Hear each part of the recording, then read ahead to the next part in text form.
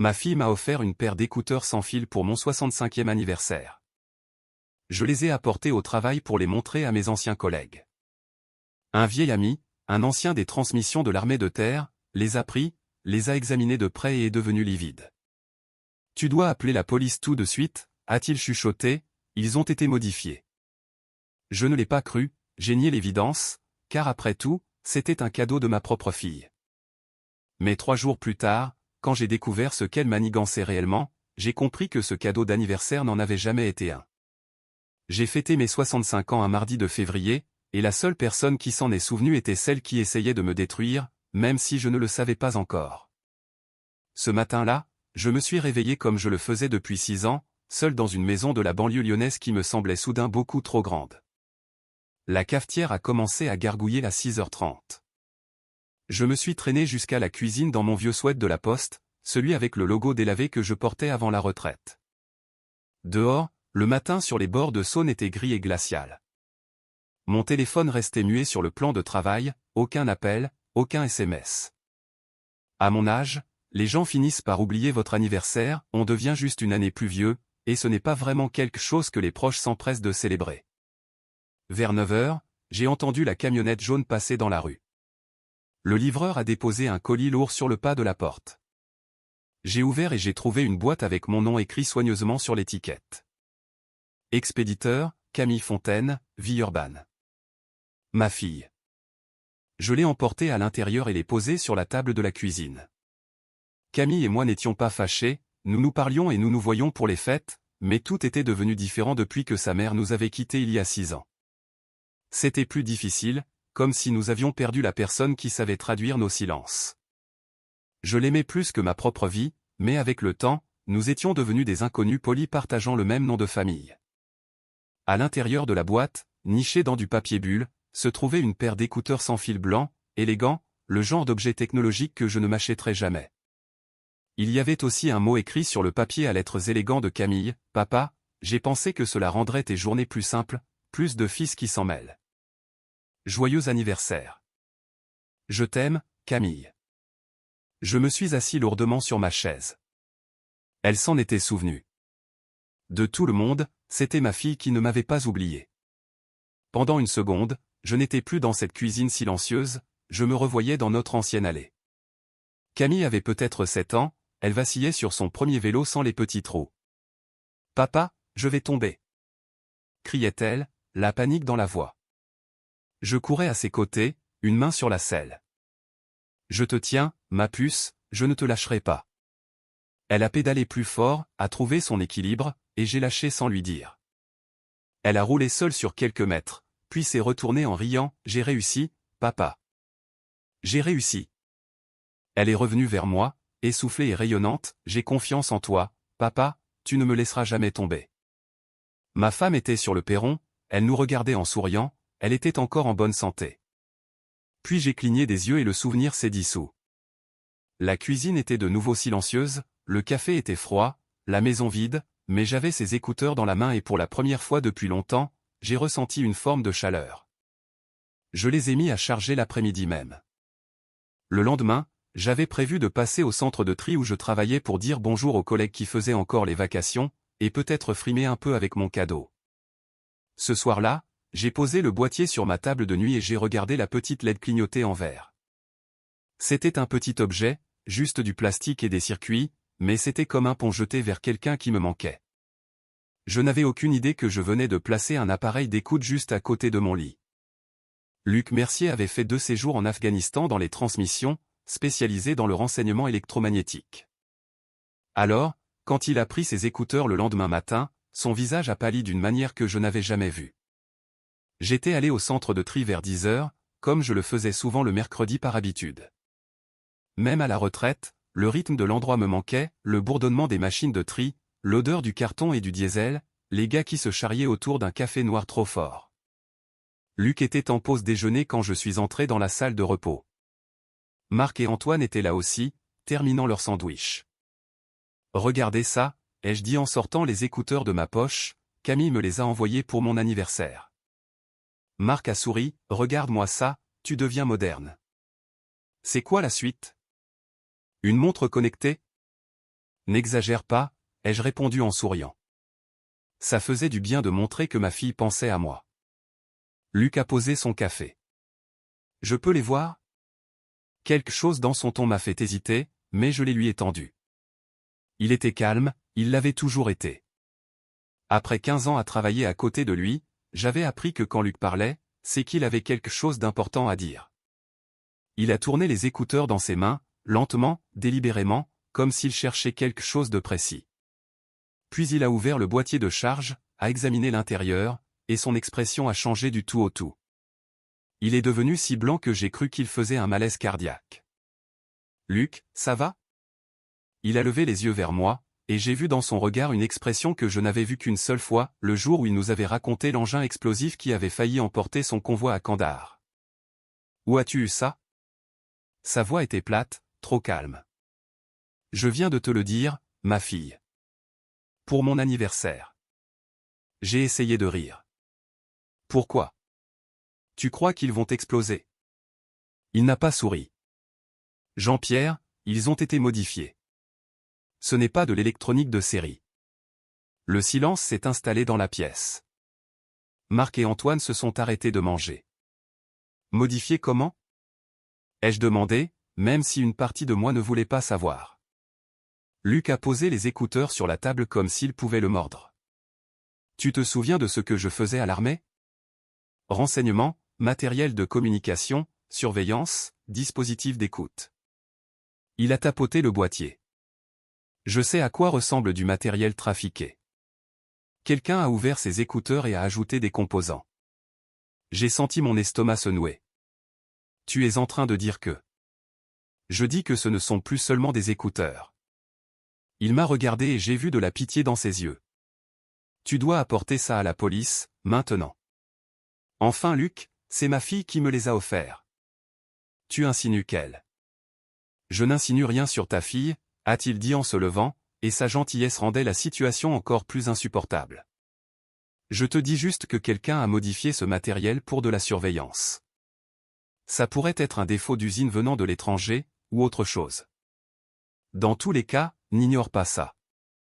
Il a raison, Jean-Pierre, a ajouté Marc doucement. Si Luc dit qu'il y a un problème, c'est qu'il y a un problème. J'ai regardé les écouteurs. Ils semblaient identiques à ceux de ce matin, petits, blancs, inoffensifs. Mais Luc ne m'avait jamais trompé en 15 ans. D'accord, je vais y aller. Luc a hoché la tête, aujourd'hui. N'attends pas. Je me suis rendu au commissariat central pendant ma pause de midi, en me répétant que Luc devait se tromper. Peut-être qu'il voyait des complots partout, peut-être que la retraite me rendait paranoïaque. Mais il ne s'était pas trompé. Le commandant de police n'a pas pris de gants. Monsieur Fontaine, ce ne sont pas de simples écouteurs. C'est un système de surveillance complet. Le commandant Lefebvre avait la cinquantaine, les tempes grises et cette voix posée de ceux qui ont passé 20 ans à annoncer de mauvaises nouvelles. Son bureau était petit, encombré de dossiers. J'étais assis face à lui, les écouteurs posés entre nous.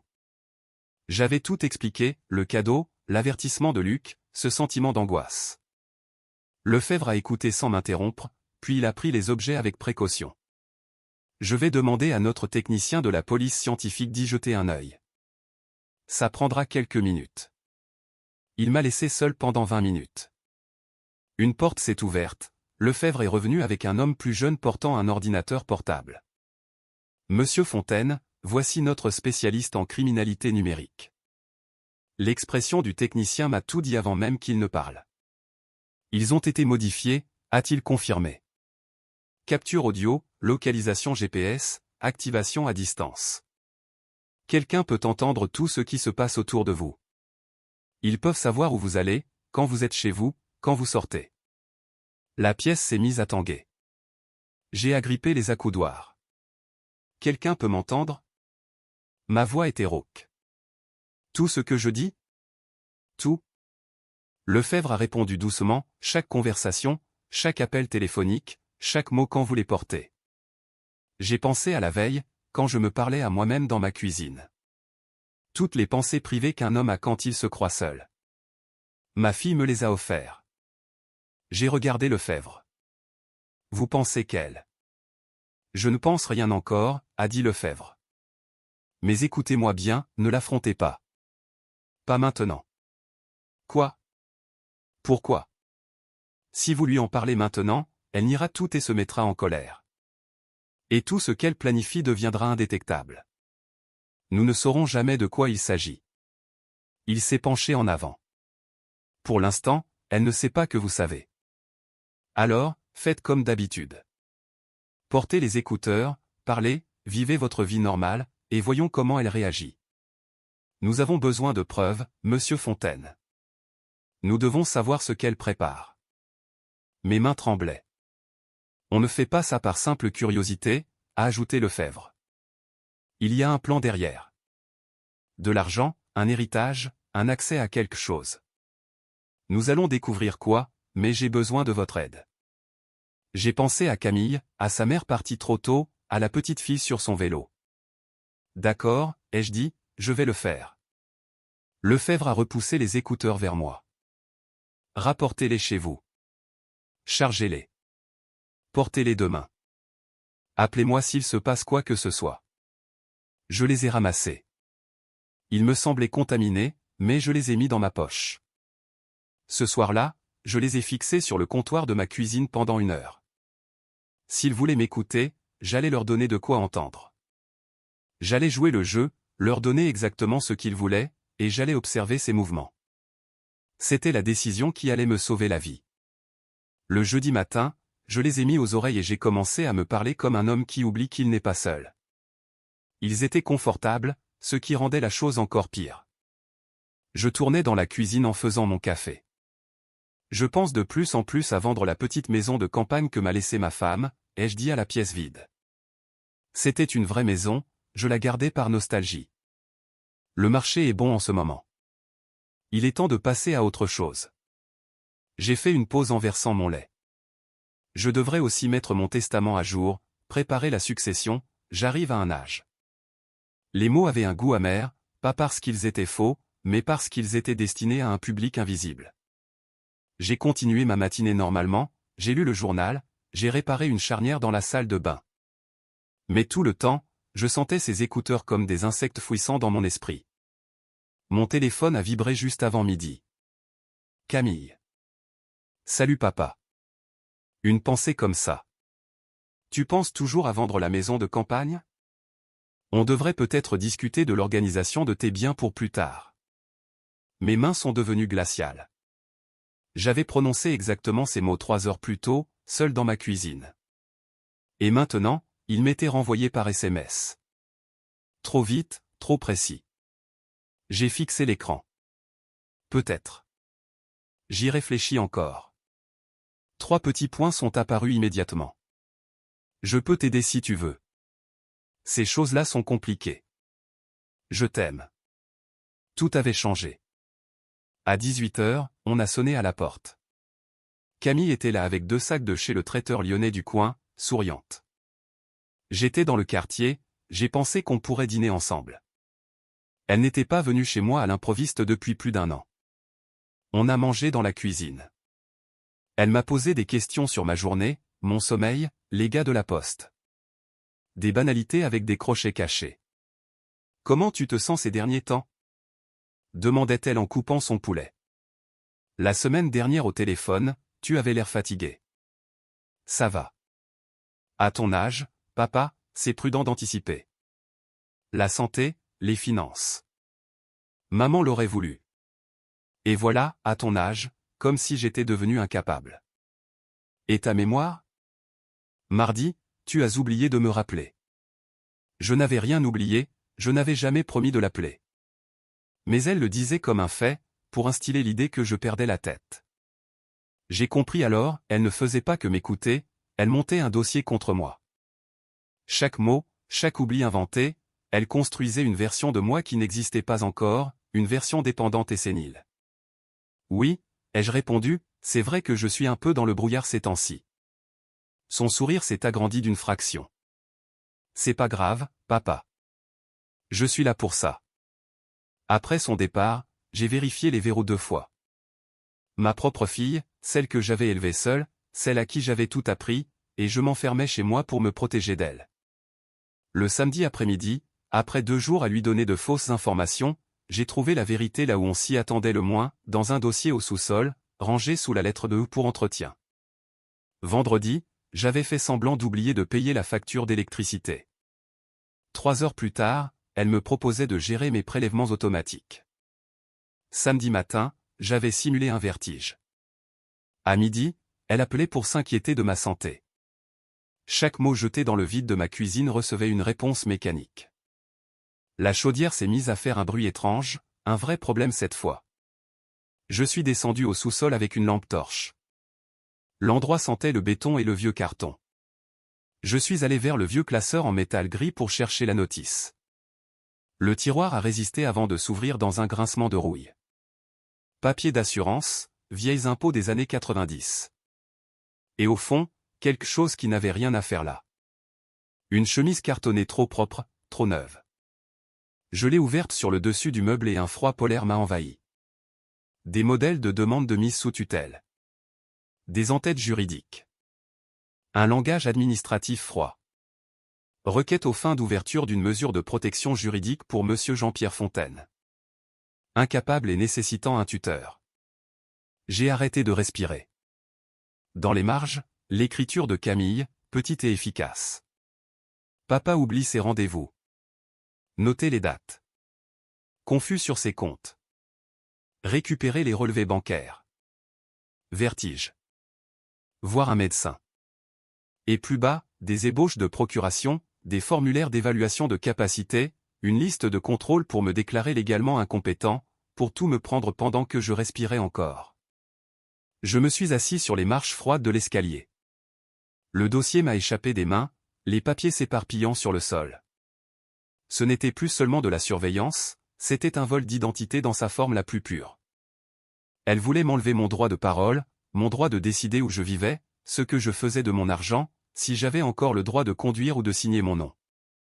J'ai ramassé les papiers les mains tremblantes. Je suis remonté, portant le plan de ma fille pour m'effacer du monde. L'appel que j'ai passé le lundi matin pour vérifier mes comptes aurait dû durer 3 minutes. Au lieu de cela, il m'a fallu 3 minutes pour réaliser que j'avais déjà été en partie effacé. Dimanche, j'étais allé à ma banque habituelle. Le conseiller, un jeune homme sympathique nommé Jordan, m'a accueilli. Quand j'ai mentionné vouloir revoir mes comptes, il a tiqué. Ah, Monsieur Fontaine, quelqu'un a appelé le mois dernier pour se renseigner sur votre éligibilité à un prêt viager hypothécaire. Une femme disant qu'elle aidait son père à gérer ses affaires. Mon café est devenu froid dans ma main.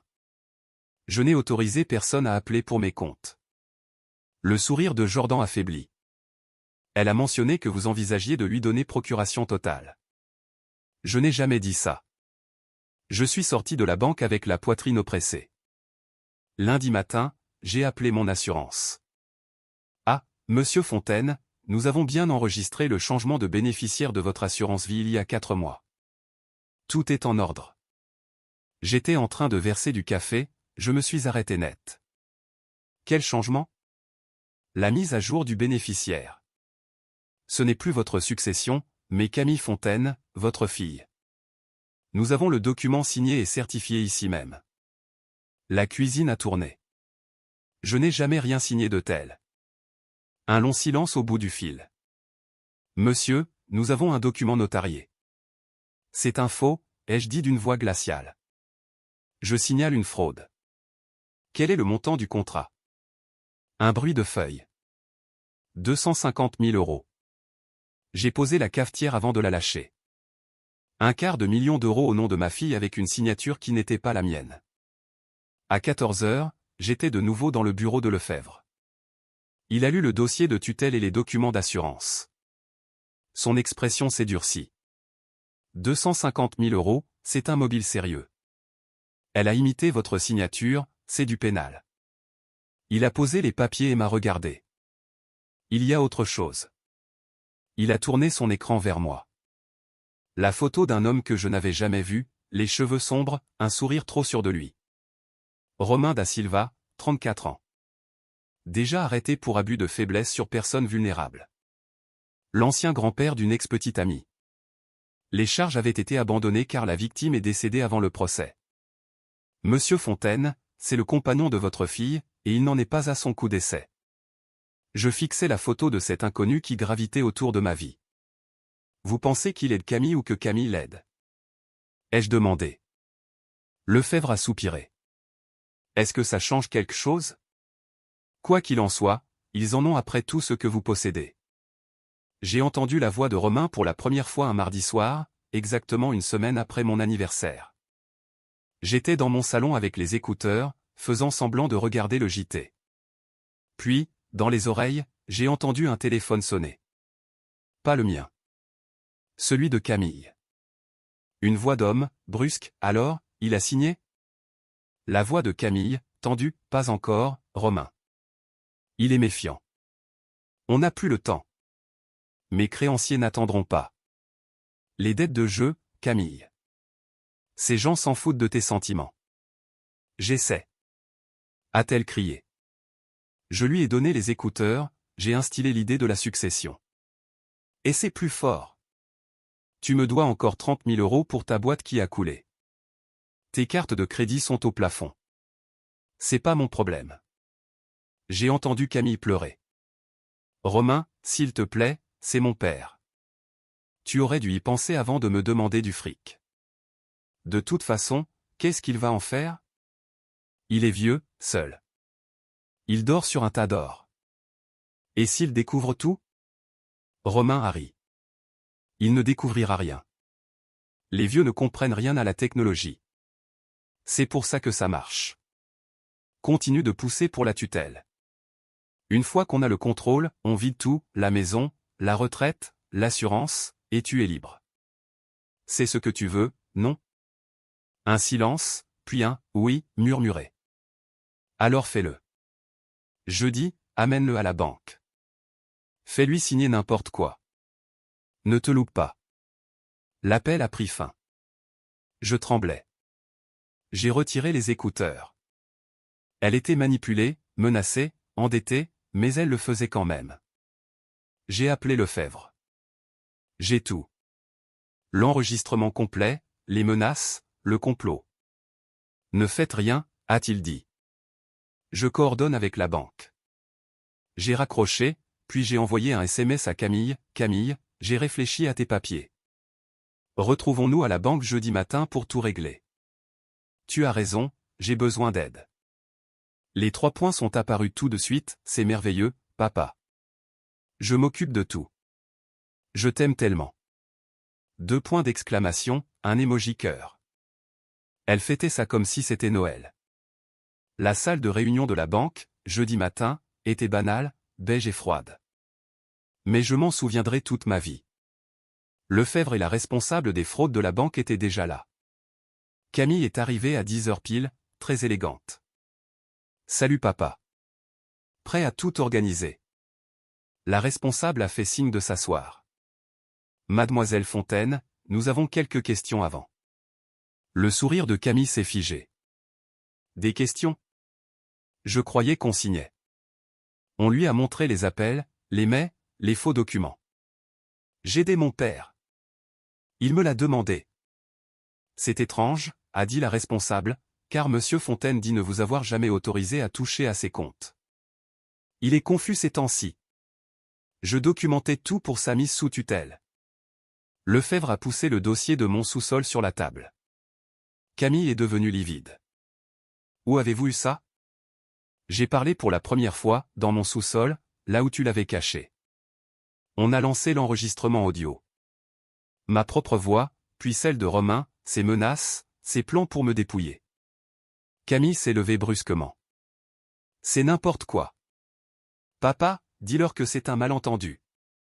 Assieds-toi, Camille. Le ton de ma voix l'a forcé à se rasseoir. On a mis les écouteurs sur la table. Tu as imité ma signature pour l'assurance vie.